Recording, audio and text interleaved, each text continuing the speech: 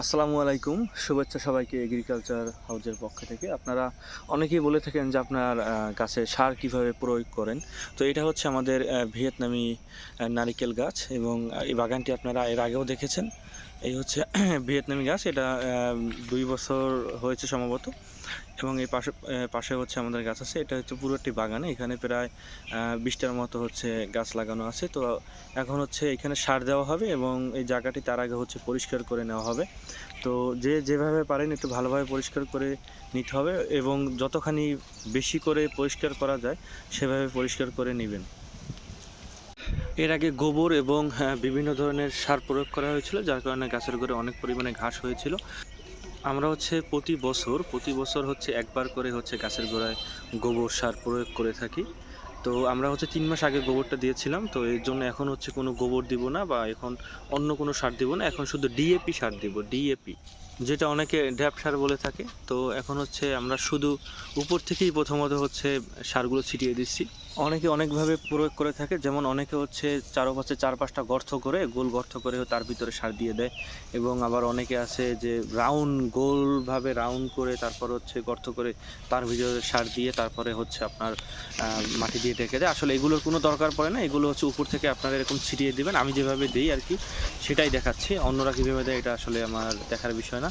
তো এটা হচ্ছে উপর থেকে আসলে ছিটিয়ে দিচ্ছি। ছিটিয়ে দেওয়ার পরে হচ্ছে কোদাল দিয়ে ভালোভাবে মাটির সাথে মিক্স করে নেব। এবং এখন হচ্ছে বর্ষার টাইম, তো এখন কিছুদিন হলো বৃষ্টি পড়তেছে, তিন দিন যাবত আমাদের এইখানে। তো এর জন্য হচ্ছে এখন সারগুলো দিয়ে দেব এবং বৃষ্টি পড়বে সম্ভবত ২-৩ দিনের ভিতরে। আবার যদি বৃষ্টি পড়ে তাহলেই হবে। তো এই হচ্ছে কোদাল দিয়ে ভালোভাবে মিক্স করে দেওয়া হচ্ছে। এবং মনে রাখবেন, যখন হচ্ছে আপনি মিক্স করবেন তখন হচ্ছে গাছটি হাতের ডানে বা বামে রেখে করবেন। তাহলে হবে কি যে শিকড় কাটা যাবে না, শিকড় কম কাটা যাবে, মানে 70% শিকড় বেঁচে যাবে। হাতের ডানে বা বামে রেখে যদি আপনার মাটিতে মিক্স করা হয়, এটা হচ্ছে সারগুলোকে মাটির সাথে মিক্স করা হচ্ছে। জাস্ট মাটিটা একটু আলগা করে দেব এবং সারগুলোকে ভালোভাবে মিক্স করে দেব। এই একবার হচ্ছে মাটি কোপ দিয়ে তারপর হচ্ছে পরবর্তীতে আবার একবার হচ্ছে একটু মিক্স করে দিলেই হবে। তো আপনাদের একটু প্রমাণস্বরূপ দেখাচ্ছি যে আসলে শিকড়ের কি অবস্থা। এখানে একটা শিকড় দেখা যাচ্ছে, আপনারা দেখুন যে শিকড়টা আসলে কাটা পড়েছে কিনা। তো এরকমভাবে দিলে হবে কি আপনার শিকড় কাটা কম যাবে, ডানে বা বামে রেখে মাটিটার মিক্স করে দিলে। এই যে পুরো শিকড়টা কিন্তু যেভাবে হোক আস্থা রয়ে গেছে। দেখা যায় কি কিছু সংখ্যক শিকড় হয়তো কাটা যায়, কিন্তু যে অনেকে হচ্ছে যেমন রাউন্ডভাবে বা গর্ত করে দেয়, তো সেভাবে আসলে দিলে শিকড় বেশি কাটা যায়। তো এখন হচ্ছে আমরা এরকমভাবে সারটি দেওয়ার পরে অনেকে হচ্ছে যদি বৃষ্টি না পড়ে আপনারা হচ্ছে পানি দিবেন, কারণ পানির সাহায্যেই হচ্ছে গাছে হচ্ছে সার সংগ্রহ করে থাকে। পানির সাহায্যে আমরা যতই এমনিতে দিয়ে রাখি আসলে ওটা কোনো কার্যকারিতা হয় না।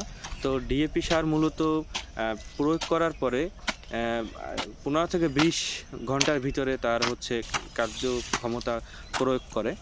এবং এই সারটির কাজ হচ্ছে গাছ হচ্ছে শক্ত, মজবুত এবং দীর্ঘ করা, এবং যাতে ফল বা ফুল আসে এর জন্য সহযোগিতা করে, ফল ফুল আসার জন্য সহযোগিতা করে এবং গাছকে শক্ত, মজবুত এবং লম্বা করতে সহযোগিতা করে। তো এই যে দেখতে পাচ্ছেন, এটা হচ্ছে সার দেওয়ার পরে হচ্ছে আপনার এখানে রাখা হয়েছে। আর মাটিগুলো দেখছেন মিক্স হয়ে আছে। এবং গাছের গোড়ায় হচ্ছে কোদাল দিয়ে কোপ দেওয়ার কোনো দরকার নেই, মাটি কাটার কোনো দরকার নেই। এখানে হচ্ছে সাইড দিয়ে আপনি মাটিটা উপর থেকে দিয়ে দেবেন। এবং মনে রাখবেন, আপনারা প্রতি বছর কমপক্ষে একবার গোবর প্রয়োগ করবেন। এবং আরেকটি কথা না বললেই না, আমরা হচ্ছে ভিয়েতনামি যে নারিকেল চারা, সিয়াম গ্রিন, সিয়াম ব্লু, এই জাতের যে চারা এবং সুপারি চারা, হাইব্রিড সুপারি চারা এবং বার্মা সুপারি চারা সারা বাংলাদেশে কুরিয়ারের মাধ্যমে ডেলিভারি দিয়ে থাকি। এবং আপনারা যদি কেউ এসে বাগান ভিজিট করে নিতে চান সেক্ষেত্রে নিতে পারবেন। আমাদের নিজেদের বাগান আছে, সেই বাগানে হচ্ছে ভিজিট করে তারপরে হচ্ছে আপনি আপনার পছন্দ মতো যে চারাটি আপনার নিতে ইচ্ছা করে সেই চারাটি নেবেন। ধন্যবাদ। আসসালামু আলাইকুম।